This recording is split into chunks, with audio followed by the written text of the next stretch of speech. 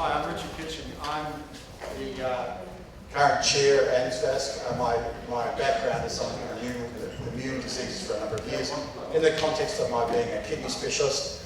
So I guess in the forms of vasculitis, I'm particularly the ones that affect the kidney, but I have some awareness at least of other forms of vasculitis. I should say before my colleagues introduce themselves, your ears may have been burning because we did spend the last 10 minutes or so talking about how, as a society, as a professional society, we can best serve the people who have this condition. We are, obviously our key mission in this society is to better care, education, treatment and research for people with vasculitis. And so I do want to say we need to, and please keep reminding us. Hi, my name is Catherine Hill. I'm a rheumatologist from Adelaide, and I'm currently Deputy Chair of the ANZVASC Society, which Richard set up. So I'm here to help answer some questions, and I'm really pleased you come along. Hi, my name is General Pei, surname is Pei. I'm a renal physician based in Adelaide.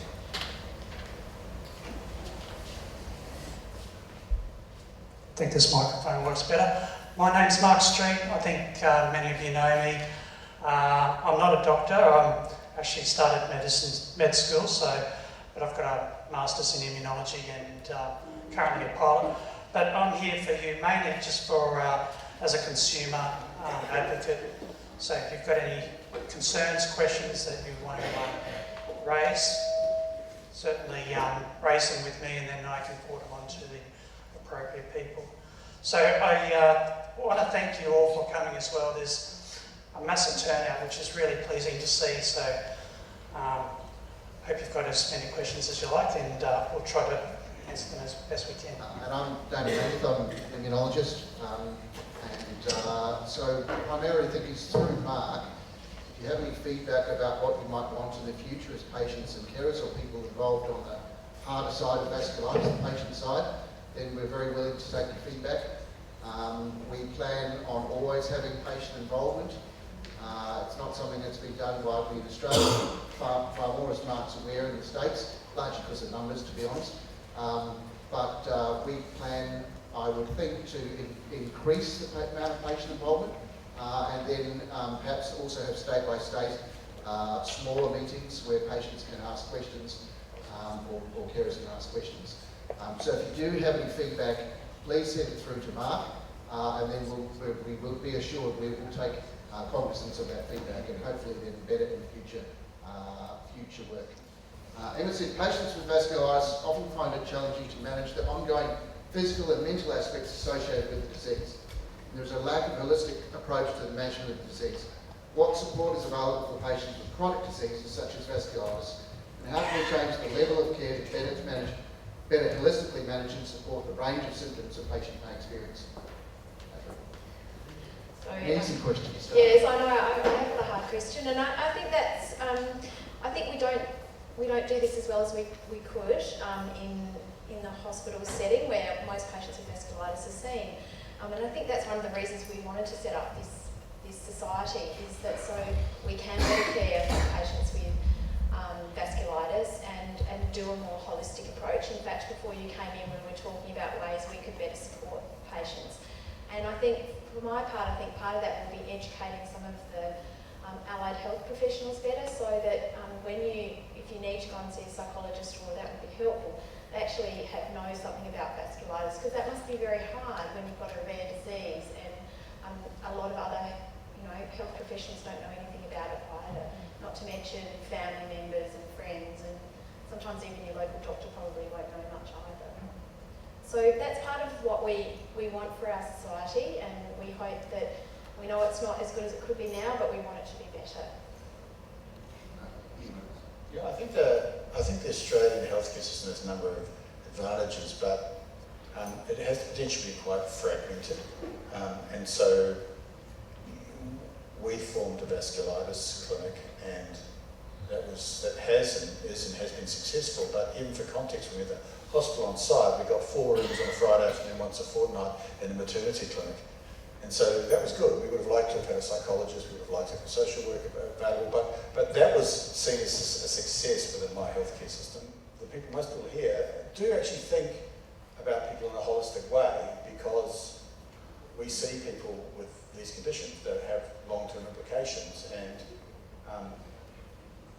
the question is almost to us, what can we do about it? And from our perspective, I think publicising this condition to our colleagues, making sure people are aware of it, and encouraging people to work in a multidisciplinary way, and again, encouraging people to get in touch with and work with other health professionals and the care of people with vasculitis.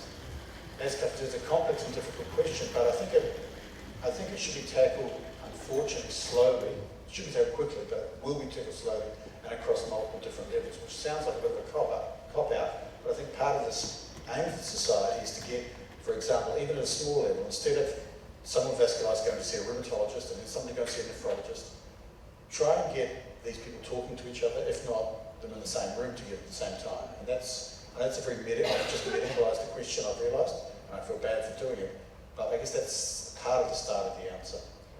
So that's something that the clinicians among ourselves have to fix within our own area and working across other specialties. But coming back to Emma's question, putting myself in Emma's position, I would like to know what does it look like in the next few years? Let's say if this society gets up and running, what sort of support services can I tap into? Is it online only? Is it physical, face-to-face meetings? Mark, I'm trying to put you on the spot. What would you like to, what do you think it should look like for the patient? Yeah, that's a difficult question to answer, but I think a good start would be some sort of online forum or even an online discussion where you can have various specialists come on board and people can come free with their questions. I think that would be a good start.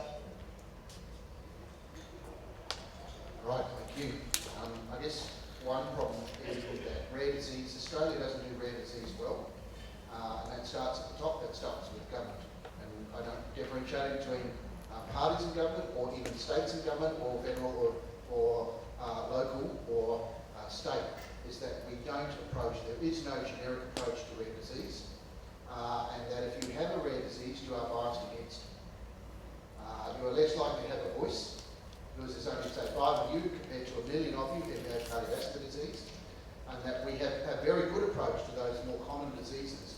But only in the last 10 years has it been recognised, and even still not recognised, that these kind of diseases that you may be suffering from are rarer, and are rare enough for almost no one to pay attention.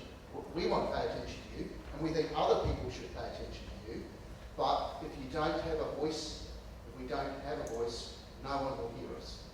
And that's part of involving you today in this, is we want to develop a voice, because trust me, politicians don't really listen to doctors that much, because they have a lot of people saying, woe is me, please give me money. So if you look at it from the point of view of the politician, a lot of people are approaching them. I'm terrible, I've got nothing, I need some money. And that soon glosses over, they don't listen to that anymore. But if you have a national body, both involving doctors, other healthcare professionals and patients who are all saying something, that's much more powerful. And I think that's the way forward if we're looking at more collaborative approaches. Right, now, I have a second question, and I presume it's up here. By the way, if anyone doesn't actually want to read out their own question, just point back at me and I'll read it for them, just in case you're shy or just don't want to do it. Ask, why are certain autoimmune diseases such as vasculitis excluded from a number of life insurance policies? And yet, why do these same companies not provide life insurance to these people? It appears we are too sick to be covered, but not as sick enough to claim. Insurance policies. So if you're looking at life insurance, and then there's a thing called dread disease insurance, and then there's total and permanent disability, and then there's income protection. And it depends where you get your policy from. So there is this thing called the PDS, the Product Disclosure Statement. It will never have been read by anyone in this room because it's really long and boring, but it's really important. I have seen a man with GPA who paid into his owner-operated business, company or business, he owns something farming-wise, and he paid into his insurance policy for 25 years. And then he got GPA, which disabled him to the point where he could only work part-time in his own business, and he wasn't covered because he didn't read his policy where it said we only cover this list of diseases. And of course GPA or vasculitis is not on that list of diseases. And they are within their rights to say that and you must read your policy. And if you can't read it, you need them to explain it to you because it is actually a requirement for your, if you have insurance, for your insurance company to explain to you what it does and doesn't do. They might try not to do that, but it's actually in the rules, especially now under recent banking inquiries, and that plenty of people probably have cover that's useless. If you have cover in your super, almost invariably that cover will only cover you for the job you are doing now. And trust me, it's really hard to be disabled enough not to do any job at all. And so you need to look at your policy and see what it covers. Then when you look at total and permanent disability, that's what that means. It depends on your policy. If you have a policy that says, if I cannot do my job that I'm employed at now, therefore I'm covered, that's all you need to say. But and doctors don't, trust me, doctors don't have any say on this. We have a say if you're totally disabled, but if the insurance company disagrees, they'll get their own independent expert who they'll listen to. Then they write back a letter to you how you're wrong. I think that probably one area where the answer to the second question is, do specialists communicate with insurance companies only when, my answer is only when a patient of mine wants me to, I will. But I think one area where perhaps we as a community need to be careful about is when a disease is defined or redefined, and the banking scandal was one where they redefined the definition of a heart attack. So I guess vasculitis is one area where, as you probably know, vasculitis is not one disease, it's a series of diseases, and our understanding of what is vasculitis and what types of vasculitis that is evolving. So one area that might be relevant if you were thinking about taking out a policy was to ensure that the disease is described adequately and that you're actually being covered for what really is your disease, or ask even for a definition. Because that was one of the problems, one of the key sentinel cases in the Royal Insurance Life Insurance Royal Commission was this redefinition of disease. And I think that's probably another thing to add to what Damon said that might be worth looking at. I guess one thing that might be changing about vasculitis, and we haven't seen the data yet, certainly ankylosing vasculitis, and I think Chanel will tell me if I'm wrong, but the most recent data was, and the data from the 1950s was that people with ankylosing vasculitis, that we didn't know what ankle was, would do very badly, but now we know people do relatively well.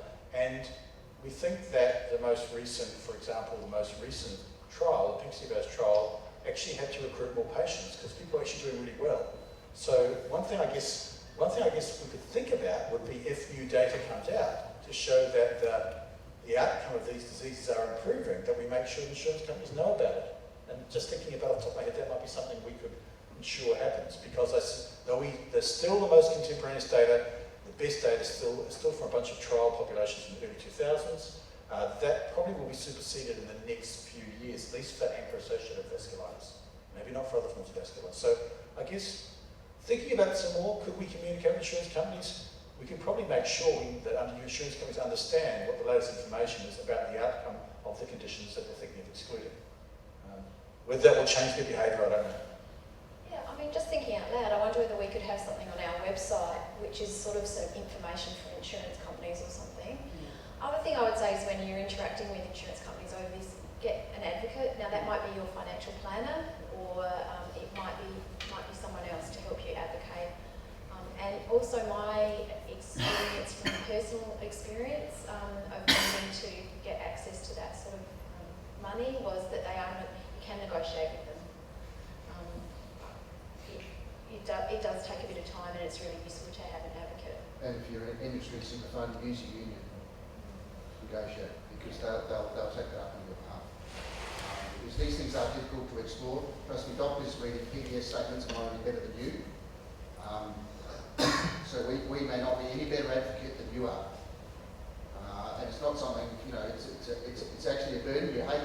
these forms in. You never know what you have to write on them. Some people can be really disabled. When you look it down on paper, it sounds like they're fine. Because when you answer the questions, you go, oh, sounds like they can probably go back to work. But you know, there's no way they can go back to work. So the questions are written as form letters. They're not written for someone with your illness. So they are complex. Now moving on to the next question. Is there a universal protocol for rituximab induction and maintenance? Or is each patient treated according to their disease state? Oh, actually, I've handed this one over to Church now, actually. Thanks, Katrin. Okay, Kerry, thanks for that question. Well, the good news is that not everyone needs rituximab for induction.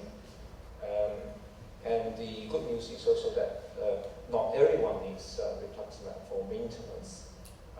But if your condition requires rituximab, and I'm going to, there's no universal protocol for rituximab, but generally it runs like this.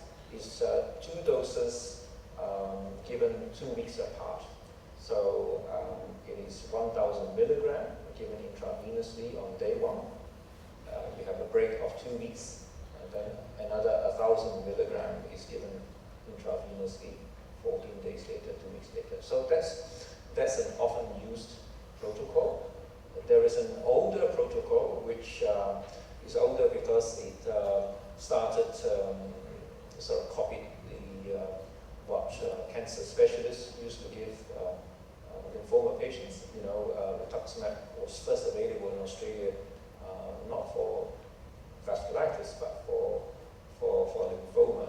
And in that protocol, they give 375 milligram per meter square. So you have to work out the body surface area and multiply by 375 milligram. Now that's something most of us who give it find it a little bit harder to work out, whereas 1,000 milligram twice over 2 weeks is much easier to give. So that's an often used protocol. And the good news is if your doctor thinks that the patient or you need rituximab, the doctor can apply for permission to the PBS. And in my experience, you get the permission within a few minutes online or within a few days by slow mail. So that's a very important step forwards for Australian patients, and that started from 2016. So that's widely available now. Now, what I was asking the question is because a lot of them are on the dose every 2 weeks, where I'm still on 4 doses every 4 weeks. Okay, so that's the Is that the old? yes, that's the older It's not protocol. necessarily worse or better. There's no comparison between them. Yes, I want to know. There's no comparison at all. And one is not right and one is not wrong. Kerry, the good news is that we think both works, and for the average patient, the dose difference is not that great by using either protocol. In terms of maintenance, it's much harder to answer because there is no established protocol for maintenance, and those of us who work in this field is still trying to work out for those patients who actually need to have more and more rituximab, for months or years. When do you give it? Do you give it every few months, or do you give it only when your anchor becomes positive? So that's still being worked out.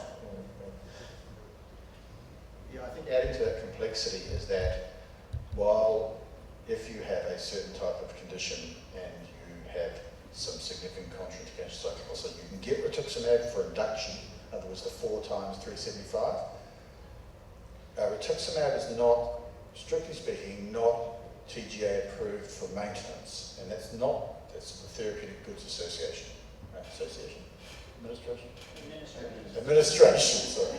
I knew I'd say that wrong. So at the moment, it's not because it necessarily doesn't work, it's not because it's dangerous, but it's not approved for, nor is it funded by the PBS, the Pharmaceutical Benefit Scheme, for maintenance. So adding to the fact that Chinao is entirely right that we don't know for sure, or even half for sure, how to use rituximab in maintenance, we often have to trade off with our hospitals. So in my hospital, I have to make a case that, Betty Smith needs rituximab maintenance, and we have a sometimes we have to and froing, often comes back, yep. And we've sort of said, well, okay, in my hospital we've said, okay, there are trials that give 500 milligrams, it's 1 vial every 6 months for 2 years, and they've accepted that. And that's kind of our standard ratio. Again, it's not that it may not be the best one, but it's probably reasonable. Talking to people internationally, David Jane, who's an international vasculitis expert who most of us here know, and he says, yeah, that's a reasonable thing to do. So I think the answer is overlaid a little bit in maintenance in that there's a trade-off with whoever you're getting or however you're getting rituximab and who you're getting it from. So Chenau is entirely right about the fact there is no definitive protocol for maintenance. There are a number of interpretations of that. It might be, for instance, that quite a lot of protocols work. So there's been a couple of maintenance trials where they've used different protocols and they both seem to work. So yeah, that's kind of, I mean, it sounds negative, but it's actually not necessarily a negative thing. It might be there are a number of ways to get to where you want to get, which is to remain well and not have drug side effects, and not be in hospital, not have rituximab infusions. So, you know, it is overlaid a bit by local practice, which is determined often at an individual hospital level. But yeah, to answer your question, Chenau's entirely right, because it's overlaid by local practice being determined by the fact that rituximab, we can't just write a script for rituximab and send it off. The best thing is, though, it looks like a number of different maintenance protocols work. Is it always that patients are on prednisone for life or prednisolone for life? And are there any long-term effects? The second one is only about a million.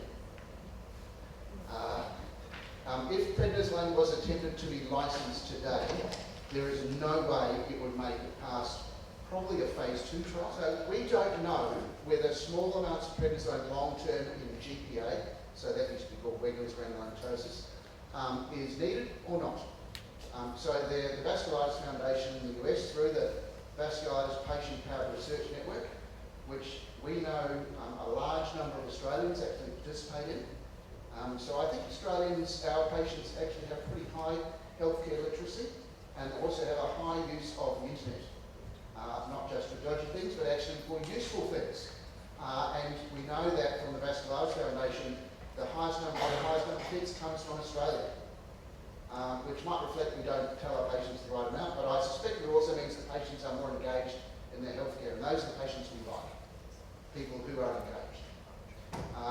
And so they do a study called the TAPIR study, T-A-P-I-R, like the little animal from South America with a big nose. So they're looking at, and this is a real world study, so they're putting in patient data to say, are you on prednisolone or have you had it weaned? And then they're going to look at relapse rates. So there's a chance it doesn't find anything, but if you look at the literature over the last 10 years and look at going to meetings over the last 10 years, pretty much every year the kind of philosophy has changed. Well, I remember going every year, oh, you shouldn't get people off prednisone steroid. Next year, oh, maybe we should. And then the next year was, oh, you definitely should. We don't know the answer. Practically what happens is it becomes difficult when people have been on prednisone a long time to take them off. And then often the symptoms that you get from steroid withdrawal are very similar to perhaps a beginning relapse, and you don't know. And the last thing you want is someone to go back on 50 milligrams of prednisolone who really doesn't have a relapse of disease. So look, it's very difficult. And I don't think anyone would consider themselves a master of taking people off prednisolone. If you've got a rapid disease and you do really well, often we take you off now, especially with the short course of steroids that we're using now after the PEXIVAS trial, which you now mentioned, that we're using less steroid. We've got the opportunity to get people off that at 6 months. I think that means that less people will be left on steroids longer, but if people have had 10 relapses, the chance of getting off steroids, I'd say, is low. So, unfortunately, it's very disease specific and we don't know the right answer. What about a low dosage, physiological dose of, say, 5 milligrams? Yes, well, we don't know why in many diseases, so-called physiologic doses, somewhere between 4 and 7.5 milligrams of prednisolone, actually have a treatment effect. So in other diseases not related to this, like systemic lupus, a small dose of steroid you would think would do nothing until you take it away, and then you see some horrendous complications. Now we cannot, and no one can explain how you can go from 4 to 3 milligrams and have a severe reaction from disease. And there are a few diseases like that, where it makes no sense that people drop 1 milligram. If you look biochemically, it's hard to understand how that's doing anything. But a patient will relapse when you do that. The bad effects of 5 milligrams are essentially close to nil. At 7.5 milligrams, some people get bone loss and some people get skin changes. And then above 10 milligrams, your bets are off. So everyone will lose some bone. You lose most of your bone within the first 6 months, and more perhaps in the first 3 months of being on a steroid. If you're on a stable dose of prednisone that's low, you generally don't lose more steroid, they don't lose much bone mass. But there are a whole host of other things that can happen to you. And the length is dreadfully long. I would encourage you all to go to an excellent site which Catherine and I may have contributed towards, which is rheumatology.org.au. Under there, which is the Australian Rheumatology site, there's medication information. And if you look up corticosteroids, you can see the dreadful list, which many of you will be very familiar with. The next question. So say one thing. So the only thing I could add to that is that even if you're on low-dose prednisolone, you have the opportunity to get screened for important complications. So, for example, yearly or 18-monthly bone density test, making sure your blood pressure is checked, controlled if necessary, check on your blood sugars and those sorts of things, because they're really important things too. And so sometimes clinicians get a bit caught up in the condition itself, and everyone cheers when the condition's under control, but then we also have to check that the things that we're doing with and for you are not causing harm. And there are some of those things now that can be not only screened for, and the purpose of screening is not just to tell you the bad or good news, because if the news isn't great, there are now there are gradually improving ways of treating these things. 30, 40 years ago, most blood pressure drugs made people feel terrible. And I had to try, well, as a junior doctor, try and tell people, well, take this blood pressure drug, it'll probably make you feel, high chance of making you feel a bit awful for the rest of your life, but it'll help you in the end. As opposed to nowadays, most blood pressures can be controlled with one or perhaps two drugs that generally don't have any side effects on an individual person that are meaningful. So, I think you have the chance also, if you are on prednisone long term, to ensure that you're screened for blood pressure, glucose, bones, cholesterol, those sorts of things, all of which can be managed and risk resulting in those reduced, but only if you know that they're there. So try and get screened yearly for them. Remind your doctor if necessary. There are now many autoimmune cookbooks. Hopefully that's not cooking your doctor available. Is there, though that can be understood sometimes. Is there any scientific basis to low inflammatory diets? Yeah, I've got a little presentation, so I'll just race through that.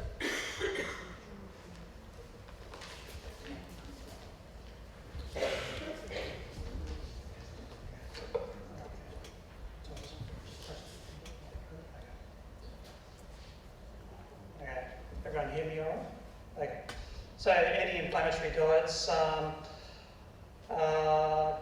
there's a cup of turmeric latte if you want. And just a disclaimer as well, as I said, I'm not a clinician or a doctor, so please see your health professional regarding any sort of diets.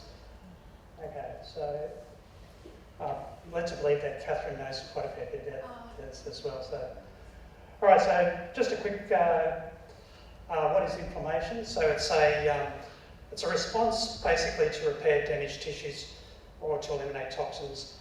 And what's quite often released out of cells are what are called cytokines, which are chemicals, which go about increasing blood flow, blood dilation, and permeability and increased infiltration of white blood cells.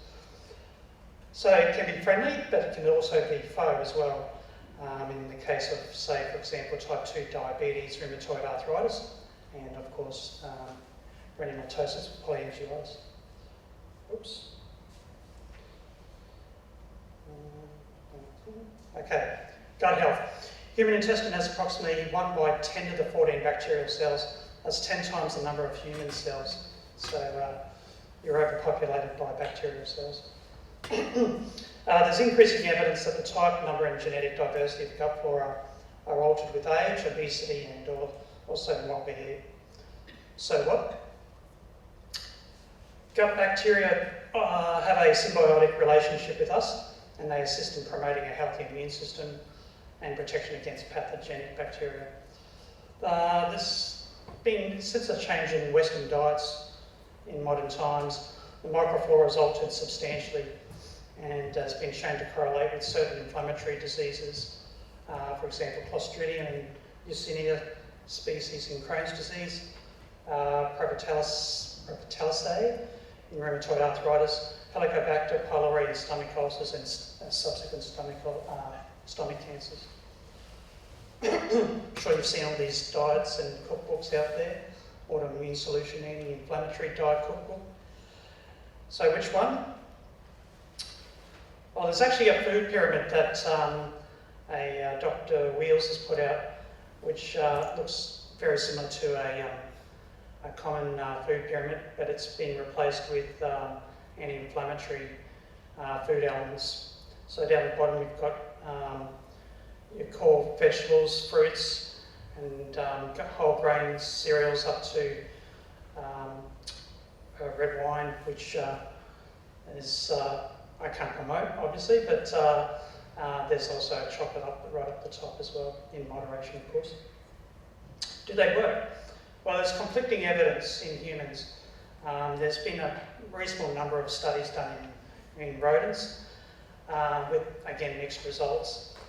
The other issue is that the studies are often surveyed, so it's kind of almost anecdotal. Diets are often not isolated as well. So, for example, in one of the diets, people have ingested some fish, which has anti-inflammatory properties to it, but they also ingest other food elements, so it's complex. And studies that have been done of different methodologies as well. There was a study done surveying literature on potential anti-inflammatory elements, which was covering over 1,400 surveys. And what they found was they've got a list of all the... is there a pointer on this? Okay. Yeah. So you've got all your food items down the side here, and then you've got an overall value of your inflammatory score. More negative is the greater anti-inflammatory, more positive obviously the converse of that.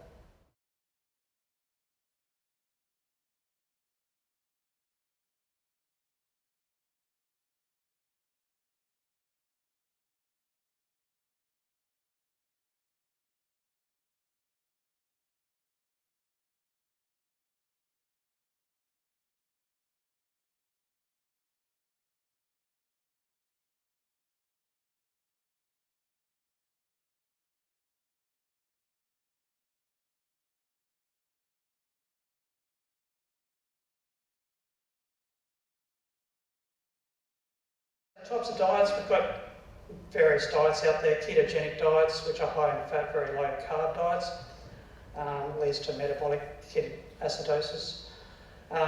Examples are cheese, avocados, meat, poultry, eggs, coconut oil.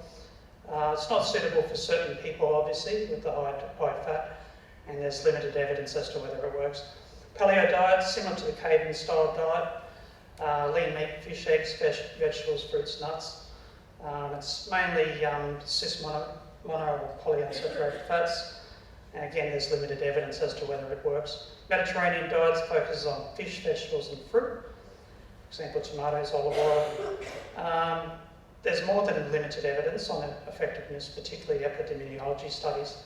However, they're not longitudinal, so otherwise not over a long period of time. So the conclusion, gut microbiota is important in contributing to the healthy immune system. Modern Western diets have altered the gut flora, leading to increased inflammatory disease, which is well established. Re-altering the diet may recalibrate the healthy symbiotic gut flora. Food elements may reduce the inflammatory responses. In Mediterranean diet, there is some evidence of health benefits. Yeah. Thanks, Mark. Thanks, Mark.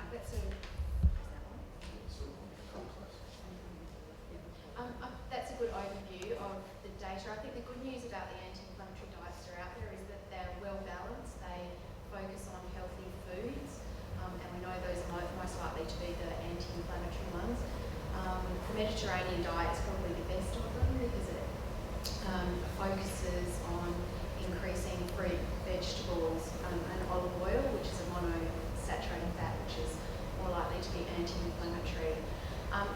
would like him not to focus on is looking at that tumour, it might be anti-inflammatory.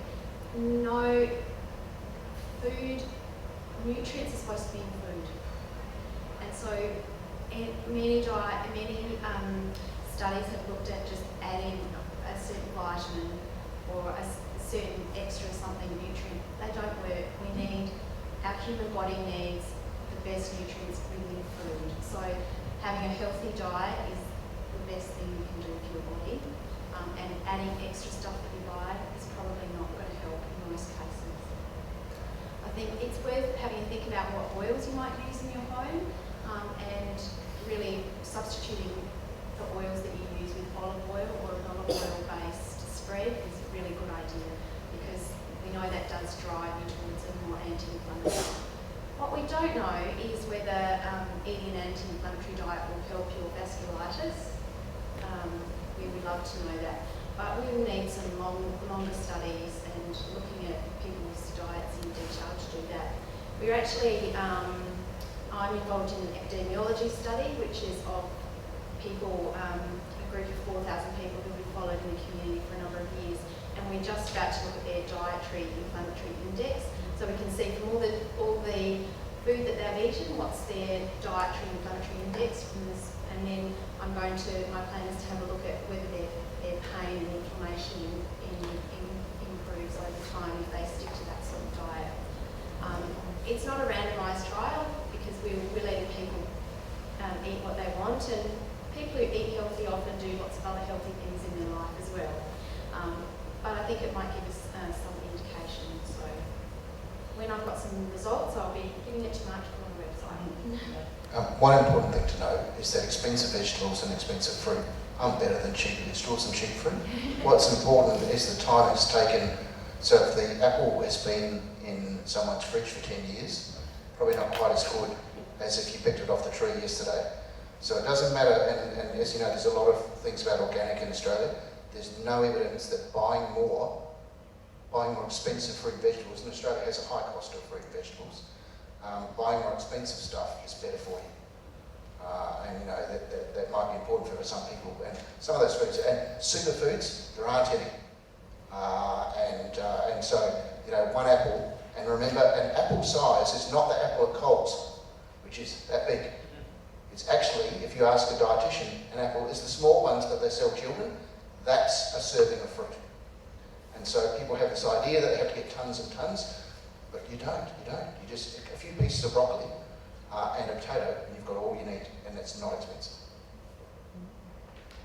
We might move on. Now, we've only got about 10 minutes left. We might combine some questions together. So I'll put questions 6, 10 and 9 together. And perhaps Chinau could lead off on that. So the questions combine why is rituximab only covered for induction or relapse but not maintenance? And then are there any statistics on remission of relapse for GPA and MPA? And how long may people stay in those conditions well off treatment? And particularly then, what are the side effects of rituximab? Chinau. Okay, thanks. So this is a moving field. As I've just said, rituximab is now available through PBS for those who need. That came about only in 2016. That's okay. I'm happy to repeat the jigsaw what I'm saying. Can you hear me now? Okay. So since 2016, we have rituximab available for induction if your doctor thinks that you need rituximab for induction. The next challenge is to go to government and apply for funding for government to allow or to give funding to give rituximab for those patients who need remission, to keep them well in remission. At the moment, we have to how do I put it? Unfortunately, at the moment, if we stick by the rules, we cannot use rituximab through publicly funded schemes in remission of rituximab for remission. We have to almost wait until the patient gets a major relapse, and then we apply for that. And all of us think that that's not good enough. We should not have to wait until the patient becomes unwell and then to save them again. We should try to keep them, prevent them from having a relapse. So I agree with you, that's the next challenge. The evidence of that is getting stronger, and in the next 6 to 12 months, I anticipate that there may be sufficiently strong evidence for us as a group, ANZVASC, and we'll need your patient representation to help us go the government to go in that direction. So that's not too far around the corner. But I should qualify by saying that we probably should not, well, my view is that and that's my view, we probably should not be giving rituximab to every patient to keep them in remission, because there are potentially some side effects, I'll address in the next question. But some patients do need rituximab to keep them well. Okay, in terms of long-term side effects, we have been using rituximab for about 10 years, and more so our American colleagues and UK colleagues have done a lot more of that, used a lot more of that. There is no major side effect that I know of, except for lowering of immunoglobulin level. So immunoglobulins, you may have heard of hypogammaglobulinemia. Gamma globulins are the antibodies that we all have naturally to fight off infections. Because rituximab works on B cells, rituximab may reduce the level of antibodies. So some patients may develop that means low levels of immunoglobulins, and if they do so, they are potentially vulnerable to infections. But as we have heard in an earlier presentation, it is a little bit unpredictable at the moment who might get hypogamma or who might not. But this is something to watch out for in those who need to have rituximab several times. And that is why I said not all patients need rituximab, thankfully, but some patients do need rituximab regularly, and if that's the case, this is something to look out for. In terms of other, I often get asked, are there any other major side effects, like other cancers? Well, we have data up to 10 years now, and fortunately, nothing is showing, there's no other bad signal other than hypogamma. And for some of those patients who do develop hypogamma and get frequent infections, the treatment is to give you regular infusions of someone else's immunoglobulin, so what we call IVIG. So potentially that's one way to balance the problem. Anyone else? This is nothing, I wouldn't be worried about this, and I'm not personally worried about it as a physician prescribing it. Early on in the rituximab use, particularly in cancer and in a disease called lupus, there were several cases of a rare progressive brain inflammation that made a number of people very worried and concerned. That, what they call a signal, those cases really haven't cropped up in vasculitis at all.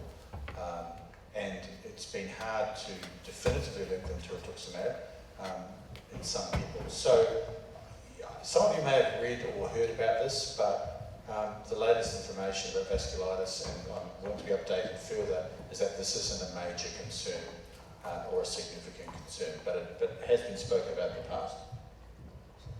It is called a concern. I have one patient with this problem called PML, progressive multifocal leukoencephalopathy, encephalopathy, but that unfortunate patient had to have a lot more other treatments like steroids, cyclophosphamide, plasma exchange before he received rituximab.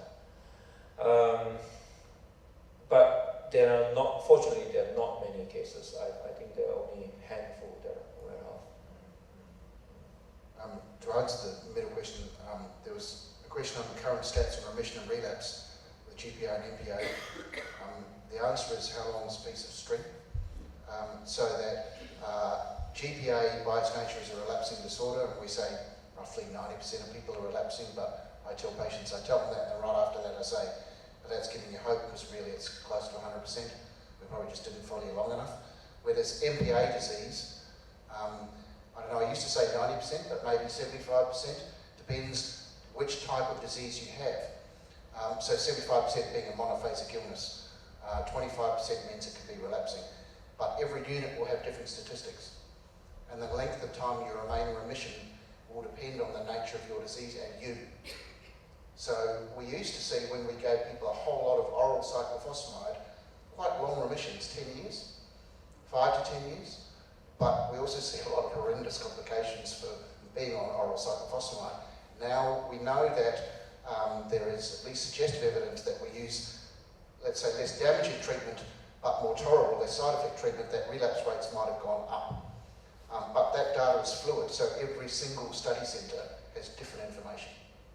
And so relapse rates really depend on the type of disease you have, maybe a little bit on your age, and certainly on the treatment you get and that you can tolerate. But it very much is individual. While we can tell you, oh look, if we had 100 people like you, 50 people like this, 20 people like this, and 30 people like this, we have no idea which one you are until it happens. So those kind of predictive information is not something we can readily tell you. We can say, oh, on average it's like this, but we don't know if you're going to be average when we see you. We know after the fact, which is not very helpful when you're the person faced with the disease up front. Yep, I was going to get. So the last question, just in a few minutes, Richard is second last question. Richard is an expert. Are there genetic basis for GPA, MPA, and other vasculitis? So almost all autoimmune diseases have genetic susceptibilities followed by ill-defined infectious or environmental triggers. So in other words, that's the current thinking on autoimmune disease. In other words, there are very few rare autoimmune diseases, including 1 or 2 types of vasculitis, where you have a single deficiency. It's clearly genetic. You have a single deficiency of a gene, and then you get a problem. But most autoimmune diseases, there is susceptibility built in, and then things happen to a person that we don't understand very well. We know about a lot of what happens, but not so much how or why. So a disease like type 1 diabetes has a moderately strong genetic component. If your brother has it, you've got a much higher chance of having it. Disease like lupus, a little weaker. And vasculitis certainly does have a genetic component, but it's really, in almost all cases, quite a weak genetic component. In other words, patients come to me, should I get my family tested? Will my children get this? And the answer is, the chances of you getting vasculitis was really pretty slim, but you were unlucky. The chances of them getting vasculitis may have gone up 1.5-fold, but their still chances is only about 2 in every 100,000. In other words, their excess chance of getting it is very low. Genetic tendencies tend to set the scene for what happens afterwards affecting you. And we're starting to know a lot about the genetics of vasculitis. There are now 4 or 5 big comprehensive genetic studies. Another one about to come out from a nice young woman who's worked in Cambridge and come back to Australia recently. And we know that from that, to follow on from the last question, that PR3 antibody disease is probably a different disease to MPO antibody disease. And it's probably a different disease again if anyone here has EGPA to EGPA type disease. So there are different genetic susceptibilities, but with rare exceptions, these are not the sole cause of disease. They kind of put a person in a position so that they might get disease if all these other things happen. I don't know if that's a very, whoever asked, I don't know if that's a very straightforward response to answer this. It's a simple answer to a complex question, but essentially, yes, there are genetic tendencies to vasculitis. It is not, by and large, genetically inherited, and generally speaking, you shouldn't be particularly worried, particularly if you have no family history of autoimmune diseases, of having a genetic cause that your brother or sister might get. Having said that, we're sort of using people with rare familial vasculitis as sort of a canary in a coal mine, looking at the genes that they've got different that might instruct us on some of the causes of vasculitis. So if there's anyone here who happens to have familial vasculitis or familial autoimmune disease, please feel free to contact me and we can think about it. But the bottom line is, yes, there is a genetic component, but for vasculitis, unlike some other autoimmune diseases, it's relatively low. Which begs the question of this, of course, is why then does it happen? And that's the 64, 60,000 with inflation, $1 million question. Do we have time for a comment? I'd like to go back to the former question, which is the current statistics on remission. Can everyone hear me? I disagree with Damon respectively. I don't think it's as high as 90%. Depends is that there is a time factor. The longer you follow the patient, the higher is the cumulative chance of relapse. I'm a kidney specialist. The 5-year rate of relapse is about 50%. So that is to say 50% at 5 years do not relapse. About 50% at 5 years relapse. So it depends on how you look at it. The other thing is PR3 positive patients are more likely to relapse than MPO positive patients. So it is important that you find out your anchor status. You probably know already. But it is true, the longer one follows the patient, the more likely. Having said that, the therapeutic landscape is changing now. With rituximab, if in some patients, there are some patients who relapse frequently, and now we're almost to the point of giving those frequent relapses regular doses of rituximab, or perhaps when the anchor becomes high again. And so we may be able to slow down or reduce the number of relapses with this sort of new therapies like rituximab. So I think the prognosis for patients in 2019 is a lot better than the prognosis of patients 10 years ago, 20 years ago. And I've seen very convincing data to say that with each decade of treatment from the last 10, 20, 30, 40 years, if you happen to be a patient now compared to someone 30 years ago, your outlook is much better. So that's I would like to finish on that good note. And then one final question, just we're at the time, from Hannah Raw. So Hannah asked a question. There is increasing evidence of benefits associated with cannabis and CBD oil. Can specialists legally prescribe these? CBD oil is not illegal, it's a supplement, and so it's not really where you can prescribe it, but you just get to pay more if you're a patient. CBD oil is not one thing. It's also got almost not a single randomised controlled trial behind it. So the problem with this is not the agents, and trust me, the vast majority of doctors couldn't give a rat's what you take if you get better. And that's real, we're not just saying that. If you tell me you drink dishwater and it cured your disease, and there was a study showing that, I'd tell you to drink dishwater. But there isn't. And there's as much good evidence behind marijuana and CBD oil. That's not to say that they might work in pain conditions. The evidence that they are anti-inflammatory is, let's say, flimsy. I don't care. If there was a fantastic study, awesome. But be aware that THC, that's the stuff that makes you high in marijuana, and occasionally it can be present in CBD oil, even though it says on the packet of your little supplements that it is not, because there are very poor regulations on manufacturing of CBD oil. So there already in New South Wales have been unfortunate cases of people taking CBD supplements that say does not contain THC, who have been stopped at roadside drug testing. So New South Wales do a lot of that. We don't do that in Queensland, but in New South Wales they do a lot. And people have gone and been fined and lost their licence. Because unbeknownst to them, these have been a couple of little old ladies, so they weren't, smoking bongs out the back. They had taken the supplement, and they then have got a criminal conviction against them through no fault of their own. And so this is being looked at. New South Wales government is very much aware that these products are unreliable. So that you might buy your packet of CBD, and CBD is not one thing. There are 20 different cannabinoids, and they all have different properties slightly. And some of them may well be therapeutic, but there's just not much evidence. And the large problem is the US legalised them before anyone did a study. So in the US they can't recruit people because everyone's already on them. So we don't know if they're good or not.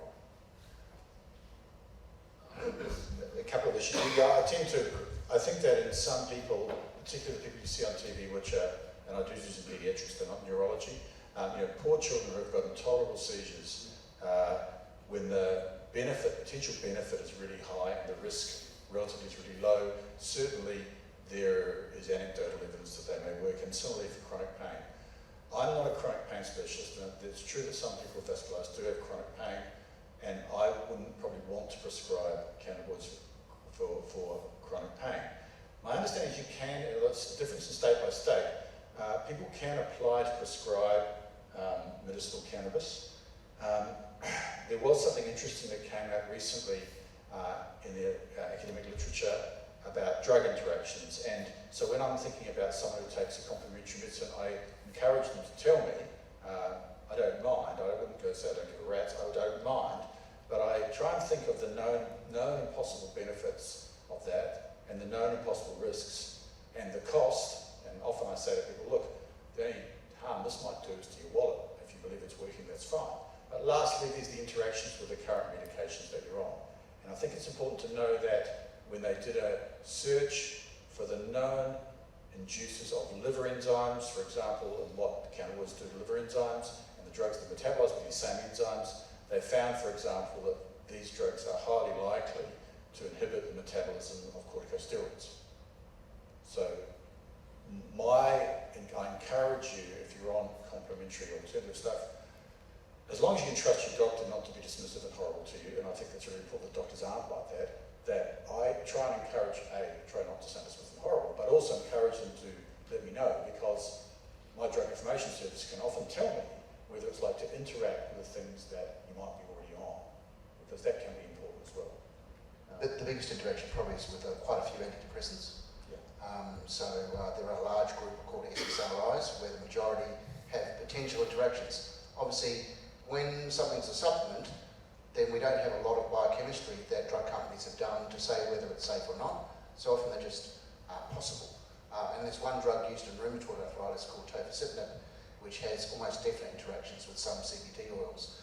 We don't use that in vasculitis, but those drugs called JAK inhibitors, given they work in pretty much every inflammatory disease that we've tried in so far, may well come to vasculitis at some point. But the potential is there because we don't know what's in these things. They haven't been studied by the drug company that's marketed a drug. We're left telling you, well look, it might interact. And interactions can be really bad. This is not just make you feel a bit unwell, they can kill you. And so that sounds a bit alarming. It's not that doctors are just trying to frighten you. We're just saying, we're frightened too. We want you to keep living. And when we don't know, well, we have a fear as well. Yeah, I think it's incumbent on us not to sound dismissive and unsympathetic to what are real, genuine symptoms, real concerns, and a real desire in this somewhat uncontrolled, difficult to control disease to exert, understandably, some control over your life and your condition. But within that framework, I would rather personally hear that someone says, I'm taking this, I'm taking that, and then we can go through whether it's an issue or not. And as I said, often the case is, well, as I said, I sort of throw away comment, the only harm it might do is to your wallet. It might do you good, shouldn't do you any harm. In that situation, I certainly feel reassured anyway. We know that I don't know about vasculitis, we know that many, studies have shown that many vasculitis patients don't tell their doctors that they're taking alternative or complementary medicines, either because they don't want to or they feel scared to or whatever. But it's something that's probably worth knowing about, and I hope we can treat people who tell us that with the respect they deserve. On that note, I'm just going to wrap the session up. But finally, if you have any other questions, that'd be great.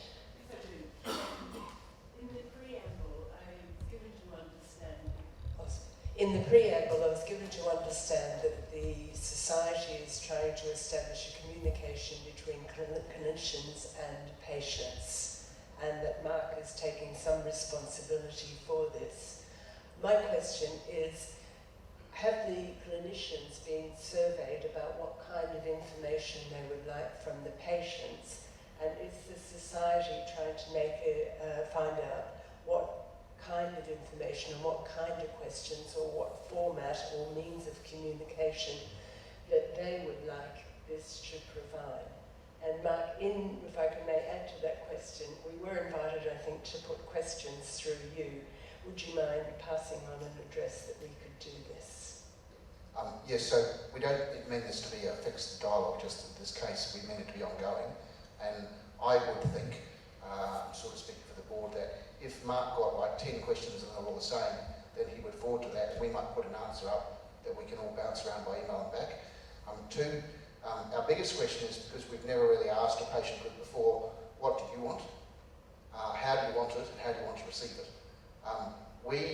Most doctors know what they want, but they don't necessarily know what their patients want, or what their unmet needs are, because you've got 15 minutes at your doctor's, and we know that people forget the questions they were going to ask, and they forget the question they always wanted to ask. One, they might feel foolish.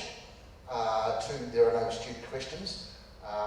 And often asking it in a non-threatening manner by email is much easier, especially if it actually turns out that 4,000 other people actually have the same question they've never asked either, and that's generally quite common. So we'd really like patients to suggest, and Mark's already agreed to do this, to come up with ways how you want interaction with us. Person-to-person interaction is always fantastic. Humans are designed to talk to other humans. But there is some interaction where people find actually electronic reports are much easier, and often those are associated with mental health. There's good evidence that anxiety is better managed, not for everyone, but on average, by a robot.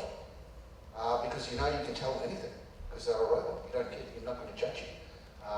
And so there's lots of different ways feedback can occur, but we'd like to know through Mark what interaction you want, how often, what's too much, what's too little, what style, and what you want to hear about. We don't know yet what we want to know. That's why we're starting it. So, Do you have a response? Did that answer your question? Yes and no.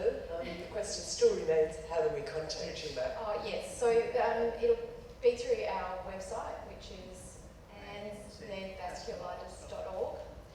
So you can send emails to us. So we'd really love some feedback about today. That would be fantastic. I guess from time to time, particularly if we want to do some advocacy around maybe Chanel and Richard wanting to go to something like the PVAC, that we would want some patients to come with us or to give us some written feedback about what you want, and we could somehow send that out and ask patients for that. So that's the sort of thing. Also from time to time we'll be wanting to do some research, and we might be asking you to get involved. I'm personally really interested in patient-reported outcomes and also in patients' experience of their illness. That's the sort of research that I do, as well as some epidemiology. So those are the sort of things that are really great to have patients' input on. And the other thing is there's been a lot of change in the way we apply for research funding. And in the past it was researchers just deciding what we thought was best for you, and then we went ahead and would get write a research grant and get that money. But now we want to, I guess that we've changed, and we want to do research with patients, not on patients. And so the way we are writing research grants now means that we need to have patient input before we start the research study, when we're writing the application, and that means we're going to need some of you lovely people to help us with that, and we'll be asking that from time to time. thank you. Structurally, I'd encourage people who want to take part to apply to become associate members of ANZVASC. So there's an associate member category, which is for people clinicians overseas, but also for patients and consumers. It's relatively straightforward. Our constitution says that you have to be sponsored by somebody, but initially, of course, it's really there as a device in case, so the board has technically the chance to say no. So I think that's on the website, and associate members have a voice. They have the capacity to speak at meetings. They don't have a voting capacity. We are setting up a series, and we're starting probably with 2 or 3 rather than 10, of working parties in different aspects of vasculitis. And although we still have to finalise in terms of reference for those committees, in terms of how they're going to work, it is highly likely that we'll be asking for consumer representation and input into those working parties. For instance, one might be on clinical trials, another one might be on education, for example. Education is sort of a broad topic as a sort of working title. So we have every intention of having consumer representation at all level, including but not limited to being associate members, and also having significant input into the working parties that we end up establishing. We are new, we've only just started. We are unfortunately time poor and we're resources poor, but we think this is a great idea and we think we can make a difference over time, and we'll do our best to do that. So yes, that was true. I did look on your site to become an associate member, and it did just say a sponsor. So can that just be your doctor that signs off on it? Look, no, I think really, does it say a CB or anything? I can't remember. It does say for associate. Okay, so I think we do have a privacy policy which is on the website, and so I think we might not have thought this through entirely appropriately, but effectively we want to know that someone is wanting to join for genuine reasons. And I think saying, for example, you know, my name is so-and-so, here's my date of birth and address, I want him date of birth. But you know, and I'm a patient with granulomatous polyangiitis. Yeah, these are pretty simple. Well, yes, it does, because we have. That's okay. So my doctor's fine. Or it's actually by members at the moment. As we grow, I would, for instance, put down me, if you know me, or Mark. We've got membership forms at the back. Membership forms here now, so if you wanted to join up Just today, get your sign. we can sign it and I can. Especially in the initial setup phase for people who are willing to join, we're not trying to make a barrier, but constitutionally we had to have something there in case we want to decline someone's application for membership for whatever reason. Third question was, one final question is whether her doctor can sign. Yeah. No, it's meant to be a member. One of you guys. One of us, like Mark or me. You know, we're okay with this at this stage. We need to just build things up. So you can do it now. Yeah. I think it's meant to be a member, that's all. Just have one last question. Oh, yes, of course. If your doctor's a member, that's easy. Yeah. Not yet. He's not, but I can make it. There's a question. I guess on average, I understand that GPA affects people between 40 and 60 on average. Are you finding that it's affecting the younger generation nowadays? Has that age bracket changed or shifted, or is it still much the same? Given there's only one person who sees children here, and it's me sometimes, I'm willing to take anyone else's comments. I think it's very difficult to know whether it's changed because what we call case ascertainment. So effectively, we discovered anchors back in 1980 something, and so as testing becomes more widespread, conditions that look strange, and unknown are going to be diagnosed because we have great capacity to diagnose it. In addition, in children, I'm now going to comment further. There's probably more likely to be a significant genetic influence because really young children are getting it. It's hard to know whether it's changing, and we had a discussion a bit about this earlier, but certainly it's not unknown for young people to get this condition. Though I guess as physicians, we tend to sort of default to contrasting, and we say, oh well, unlike lupus, which is a disease of young women, this is a disease of older people. And that's sort of a bit oversimplistic for what the reality is. So yes, young people do get it. Yes, children even do get it. The mean age of onset is when you're older compared to some other autoimmune diseases like type 1 diabetes. And I don't know if there's any data, and it will be really hard to work out whether the more and more young people are getting it or not, to be honest, with any accuracy. I've not heard of strong data to suggest that it has changed in its age bracket. But I think there's some questions that are answerable, and some that are very difficult to answer. And I reckon this is a very difficult question to answer. Thank you. We might just call it to a close there.